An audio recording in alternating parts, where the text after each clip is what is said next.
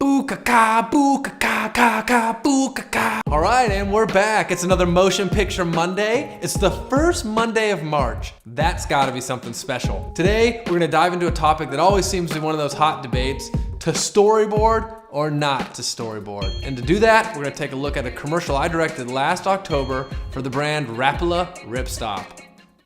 And that's all we need. We need next quarter so that we can respond to everything. Yeah? Stop working right now! Look outside. Is this spreadsheet weather?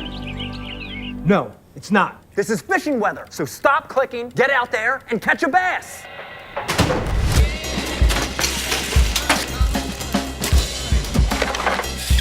Stop what you're doing and start fishing Rapala Ripstop.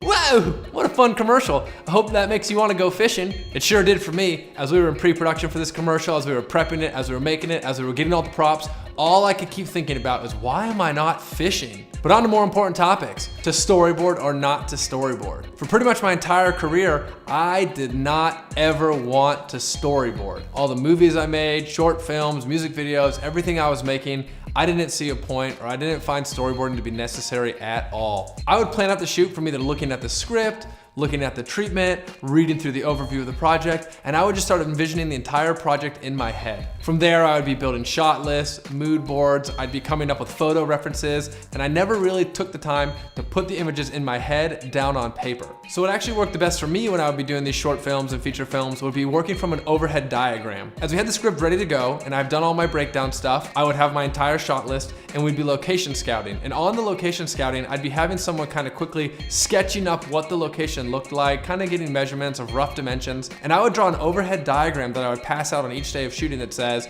my wide shot's gonna be coming from over here, camera position 1, then we're gonna move to camera position 2. And I wasn't as concerned about what the frame and the composition looked like as much as what the logistics it would take to get the shots and everything set up with the actors. Now, when I started directing commercials, there's a lot more people involved directly with the creative process. You're having to explain your image to the ad agency, to the client, to the entire production team, and everybody very quickly needs to be able to go away and work on specific parts of each shot. And there's a lot of time and energy being spent to make 15 seconds, 30 seconds, 60 seconds. So I started doing more commercial work. The storyboarding process became a complete necessity. I would work with various artists to take a look at the materials that the agency had sent over, and then the images that were in my head to draw out what the entire spot might look like. I would oftentimes take all these storyboards and edit them in Premiere to make up a little animatic that I can send out to the client and the creative to really get a sense of what these 30 seconds would feel like. So let's go ahead and take a look at the same spot with all the storyboards placed next to each individual shot. And that's all we need. We need next quarter so that we can respond to everything. Yeah? Stop working right now! Look outside. Is this spreadsheet weather? No, it's not. This is fishing weather. So stop clicking, get out there, and catch a bass.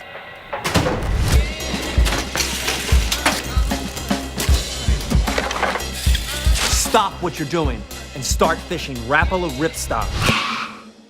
So what did you think? Did the storyboards match the shots? Did the spot look like the storyboard? When you go down this road of making the storyboards in pre-production, I'll have this big piece of foam core on set right next to the monitor with all the storyboards taped to it. And as you're going through the day and you're getting each shot, you're just taking them down, you're taking them down. And what we'll have is the VTR, the video playback person, will be actually printing out new shots that are from the camera, and they'll be replacing the board, and you can kind of look at them and compare and contrast. And if not everybody from the creative team, whether it's the agency or the client, is able to be on set, you're just sending the storyboard with what you've captured on set to them to check out and get approval. Now, doing storyboards on all these commercials and different music video projects has definitely got me a little bit excited, and it really does help to really refine and refresh the ideas in your head and to see them on paper.